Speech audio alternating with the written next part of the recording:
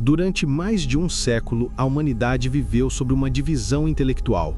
De um lado, a relatividade geral, o império das curvas suaves, onde o espaço e o tempo fluem como um rio contínuo. Do outro, a mecânica quântica, o reino do pixelado, do salto, do discreto, onde a energia chega em pacotes e o tempo parece gaguejar. Einstein morreu tentando unir esses dois mundos. Ele buscava uma teoria de tudo que fosse geométrica, contínua e lógica. A história nos diz que ele falhou. Mas e se eu dissesse que ele não falhou? E se o segredo da unificação não estivesse numa nova teoria complexa de cordas ou dimensões extras, mas escondido na primeira grande descoberta dele, em 1905? Hoje, vamos descobrir a relatividade geral como teoria quântica, uma descoberta que muda tudo. Descobrimos que a guerra entre o contínuo e o discreto foi um mal-entendido. A relatividade nunca foi contínua. Nós é que não estávamos olhando para o relógio corretamente. Vamos traduzir a matemática fria das páginas da matemática da relatividade geral como teoria quântica para a realidade física. A física moderna foi construída sobre um erro sutil, a ideia de que dois observadores, movendo-se um em relação ao outro, podem manter uma conversa contínua e ininterrupta. Acreditávamos que o tempo fluía como um filme analógico, mas as equações da relatividade especial, quando levadas ao limite, nos contam uma história diferente. Imagine dois relógios. Um está na sua mão, o outro passa voando por você em alta velocidade. A relatividade nos ensina que o tempo para o relógio em movimento passa mais devagar. Isso nós já sabíamos. O que não percebemos foi a consequência fatal disso para a realidade.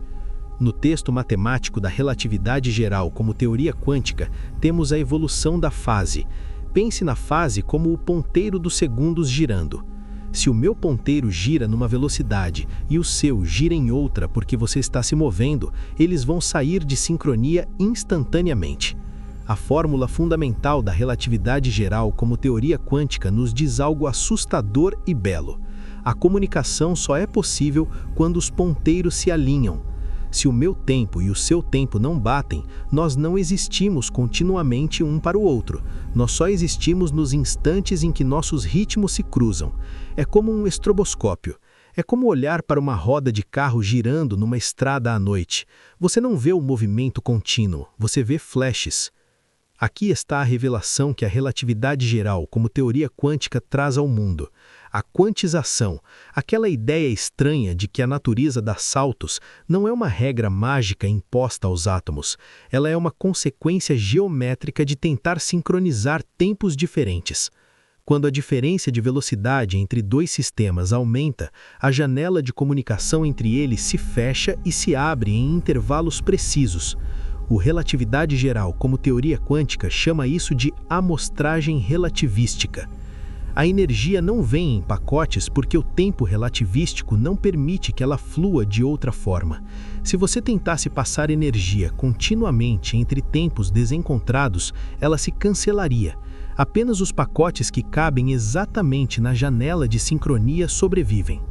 A relatividade geral, como teoria quântica, até aqui, termina com uma promessa. Se o tempo é fatiado não por axiomas, mas pela própria geometria do movimento, então o tecido do universo não é um lençol liso, ele é uma malha, um reticulado. E aqui é onde a jornada realmente começa.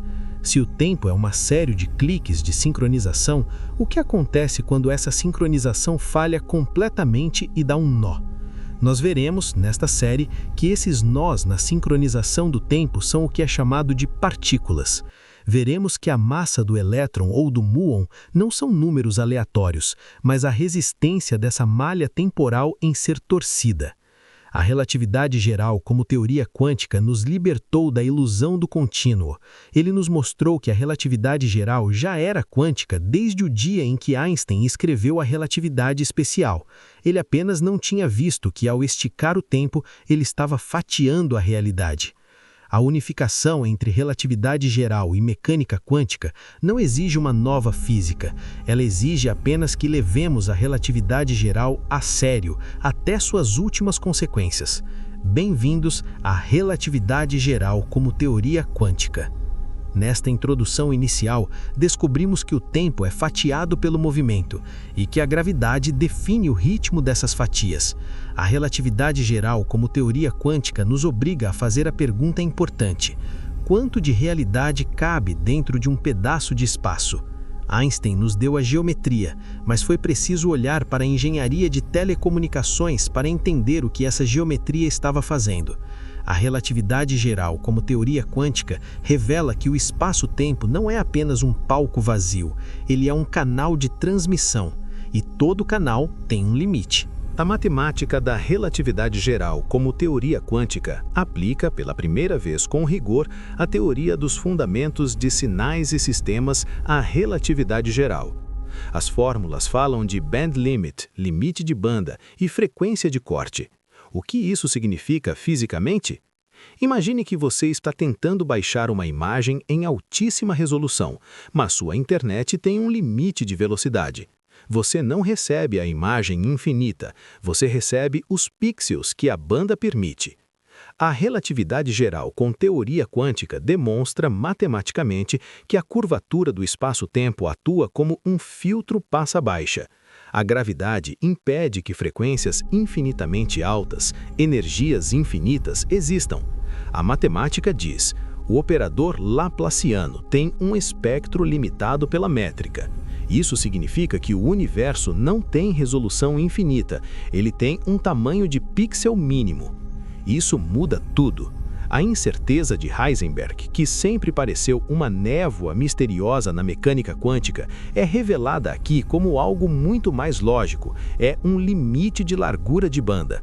Você não pode saber a posição e velocidade com precisão infinita simplesmente porque o universo não tem bits suficientes para armazenar essa informação naquele ponto. Aqui, o texto ataca o medo de que um universo discreto ou pixelado seria grosseiro ou quadrado. Usando os teoremas de reconstrução de Shannon, a relatividade geral com teoria quântica mostra uma beleza oculta. Você não precisa de infinitos pontos para criar uma realidade suave. Se o universo é amostrado na frequência correta, a frequência de Planck, ditada pela gravidade, a realidade parece contínua para nós macroscópicos, mas é feita de dados discretos na base. A onda do elétron ou da luz não é uma entidade mágica fantasmagórica, ela é a reconstrução interpolada desses pontos de dados geométricos. A fórmula Sn igual nh deixa de ser um postulado quântico e passa a ser uma propriedade espectral da geometria. A energia vem em pacotes ou quanta, porque a internet do espaço-tempo transmite dados em pacotes. Não é mágica, é largura de banda. A relatividade geral, como teoria quântica, chega aqui com a inquietação iniciada anteriormente. Provamos que o universo é feito de amostras ou pontos de dados limitados pela gravidade. Mas o que são esses pontos? Se a informação está confinada em pacotes discretos, ela precisa de uma estrutura para se manter estável. Uma onda de rádio se dissipa, mas um elétron dura sempre. Como uma amostragem de sinal ganha massa e permanência? O leitor atento começará a perceber que para que essa informação fique presa e forme matéria, o espaço não pode apenas vibrar, ele precisa se enrolar. A resolução máxima que descobrimos aqui prepara o palco para a grande revelação dos próximos volumes. Esses bits de informação não estão soltos, eles estão amarrados em nós topológicos.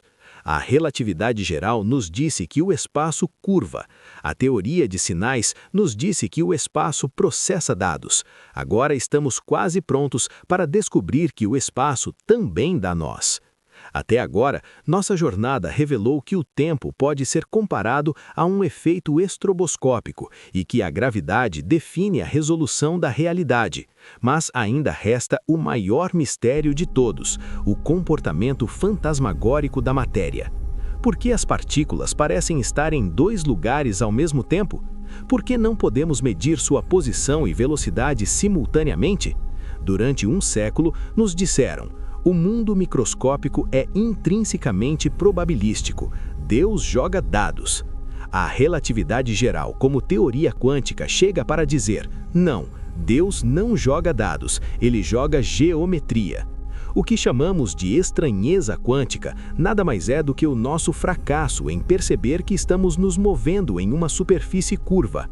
Vamos traduzir a equação mais sagrada da física quântica. Quando um físico escreve a função de onda, ele está descrevendo a probabilidade de encontrar uma partícula. Mas a relatividade geral, como teoria quântica, olha para a mesma matemática e vê algo sólido. Imagine que você está caminhando sobre a superfície da Terra segurando uma lança apontada para o norte. Se você andar até o Equador, virar 90 graus, andar um pouco e voltar ao Polo Norte, sua lança estará apontando para uma direção diferente. Você não girou a lança, a curvatura da Terra a girou. Isso se chama transporte paralelo. A relatividade geral, como teoria quântica, demonstra matematicamente que a equação de Schrödinger não é mágica, ela é a equação do transporte paralelo da fase da partícula pelo espaço-tempo. A onda não é, por analogia, uma nuvem de fumaça. A onda é o registro histórico de como a geometria do espaço-tempo torceu a partícula enquanto se movia. E o princípio da incerteza de Heisenberg, aquela ideia de que o mundo é borrado? A relatividade geral, como teoria quântica, traduz a fórmula matemática do comutador para uma realidade física simples. Em um mundo curvo, a ordem dos passos importa. Se você andar 1 metro para frente e depois 1 metro para a direita, você chega em um ponto. Se fizer o contrário em um espaço curvo, você chega em um ponto ligeiramente diferente. A relatividade geral, como teoria quântica, revela que a incerteza não é ignorância, a incerteza é a curvatura. O que Heisenberg descobriu não foi um limite do conhecimento humano, mas a geometria não euclidiana do espaço-tempo. A constante de Planck é a medida de quão curva é a pista de dança do elétron. Talvez o momento mais visual da relatividade geral como teoria quântica seja a explicação da interferência. Por que um elétron passa por 2 fendas? Na visão da teoria, o espaço-tempo é um fluido dinâmico de conexões. Quando a partícula se move, ela envia ondas de aviso através da geometria, como um barco na água. A relatividade geral mostra que a partícula segue o caminho de mínima ação, mas a ação é uma fase geométrica. Se houver 2 caminhos que permitem que o relógio interno da partícula continue girando em sincronia, a geometria obriga a partícula a sentir ambos. Não é mágica, é ressonância. O universo é um instrumento musical e as partículas só podem viajar onde a acústica do espaço permite. Em relatividade geral, como teoria quântica, alcançamos um feito histórico. Derivamos toda a mecânica quântica usando apenas a relatividade geral. Unificamos o movimento. Provamos que a física quântica é apenas a relatividade geral vista de muito perto. Mas o ouvinte mais atento fará a última pergunta, aquela que abre as portas para os últimos análises. Ok, você explicou como a partícula se move, como uma onda geométrica, mas o que é a partícula? Até agora tratamos o elétron como um ponto que navega a geometria, mas se tudo é geometria, será que o elétron também é feito de espaço-tempo? A resposta vai explodir a última barreira. O elétron não está no espaço, o elétron é um nó no espaço. Estamos quase lá. Por 100 anos, aceitamos que a equação de Einstein era perfeita. Ela dizia, se você colocar mais energia, o espaço curva mais. Somos obrigados a perguntar, até quando? Existe um limite para o quanto você pode dobrar um pedaço de aço antes de ele endurecer? Existe um limite para o quanto você pode encher um copo? Por que achamos que o espaço-tempo, o tecido da realidade, tinha capacidade infinita de curvar sem reclamar? A física clássica dizia que sim, e por isso criava os monstros chamados singularidades, pontos onde a curvatura vai para o infinito. A relatividade geral, como teoria quântica, mata esses monstros, não com mágica, mas com impedância, com a introdução de um termo simples mas revolucionário na equação de Einstein. Imagine que ele é um dimmer ou um freio ABS cósmico, que foi chamado de fator de modulação geométrica. A explicação física é fascinante. O espaço-tempo não é um vazio passivo, ele é um meio físico com uma capacidade de carga. Quando a densidade de energia aumenta muito, como no centro de um átomo ou de um buraco negro, o espaço começa a ficar saturado. O espaço tem um limite de banda. Assim como a relatividade especial nos ensinou que você não pode acelerar além da velocidade de luz, a relatividade geral, como teoria quântica, nos ensina que você não pode curvar o espaço além da densidade de Planck. Quando a energia tenta ultrapassar esse limite, o fator de modulação entra em ação. Ele diminui a resposta da gravidade. Ele diz: chega, daqui não passa. Isso explica por que o universo não colapsou num ponto infinito no Big Bang. Isso explica por que o elétron não engole a si mesmo com sua própria carga elétrica. O espaço se defende, ele se satura. O que chamávamos de infinito matemático é, na verdade, apenas o brilho máximo da geometria. E aqui aparece uma sutileza. A fórmula de saturação contém uma constante misteriosa, alfa. Na física quântica, chamamos isso de constante de estrutura fina, 1/137. Sempre achamos que fosse um número aleatório da eletricidade, mas a relatividade geral, como teoria quântica, revelou que essa constante não é eletricidade, é atrito geométrico. Esse número define o quão duro é o espaço-tempo. Ele é a medida da resistência que o vácuo oferece contra ser curvado demais. A eletricidade é apenas um subproduto dessa tensão geométrica. As coisas começam a se acalmar, começamos a ter um universo seguro. Não há mais infinitos perigosos, e o espaço tem um mecanismo de controle automático. Mas isso cria uma nova e excitante possibilidade. Se o espaço pode endurecer e saturar quando a energia é alta demais, será que ele pode ficar tão duro a ponto de se tornar sólido? Será que o que chamamos de partícula não é nada mais do que um pedaço de espaço que atingiu sua saturação máxima e ficou preso nesse estado? Nós transformamos a gravidade em um material com limites físicos. Agora só falta moldar esse material. Até aqui, construímos um universo pixelado, ritmado pela gravidade e protegido pela saturação. Mas havia uma sombra rondando nossa teoria. Uma sombra que assombrou Einstein até o fim de seus dias. Se a física é local e geométrica, como explicar o entrelaçamento quântico? Como duas partículas, separadas por anos-luz, podem sentir o estado uma da outra instantaneamente? A mecânica quântica dizia: é assim que é. Einstein chamava isso de ação fantasmagórica. A relatividade geral, como teoria quântica, chega para retirar esse fantasma. Ele nos diz que a mágica da conexão instantânea não é mágica. É, mais uma vez, uma geometria que nós não estávamos vendo. A física tradicional trata o tempo como um parâmetro, um palco onde as coisas acontecem. O que isso significa na prática? Significa que o tempo não é uma linha que flui igual para todos. O tempo é uma coordenada ativa que conecta eventos. Imagine um lençol esticado. Se você tocar em dois pontos distantes, eles parecem separados. Mas se você dobrar o lençol, o espaço-tempo, até que os pontos se toquem, a distância desaparece. A relatividade geral, como teoria quântica, demonstra matematicamente que o entrelaçamento não é uma comunicação mais rápida que a luz, é uma conexão topológica. As partículas entrelaçadas não estão longe uma da outra na geometria profunda do universo. Elas compartilham o mesmo endereço na rede do tempo. Durante décadas, um argumento matemático chamado objeção de Pauli impediu os físicos de tratarem o tempo dessa forma. Pauli dizia que se o tempo fosse um operador, a energia do universo colapsaria, mas Pauli assumiu que o tempo era contínuo.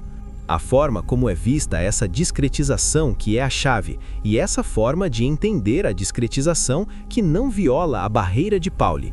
A matemática mostra Como o universo é um estroboscópio, a energia não colapsa, ela se estabiliza. Até o volume 4, falávamos de curvatura, o espaço afundando como uma cama elástica.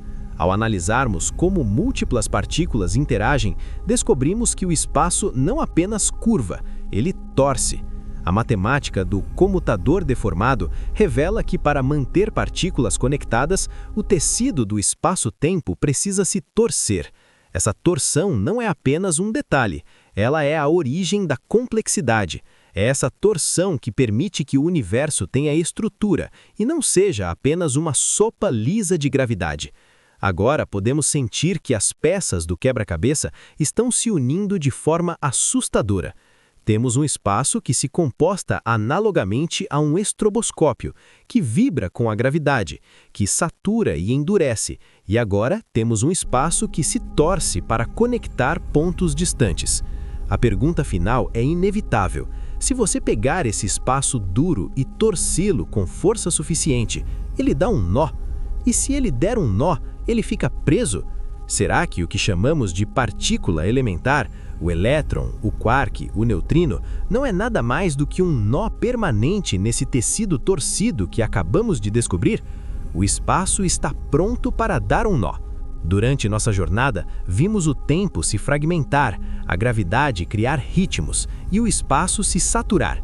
Mas lá no fundo, ainda mantínhamos um vício de pensamento herdado de Isaac Newton. Ainda pensávamos que o universo era composto de duas coisas: o espaço-tempo, o palco, e as partículas, os atores que dançam no palco. Agora, destruímos essa dualidade. Entrando na ontologia da teoria, ela realiza o sonho final de Einstein, transformar a física de madeira e mármore em física de puro mármore. A revelação é chocante em sua simplicidade.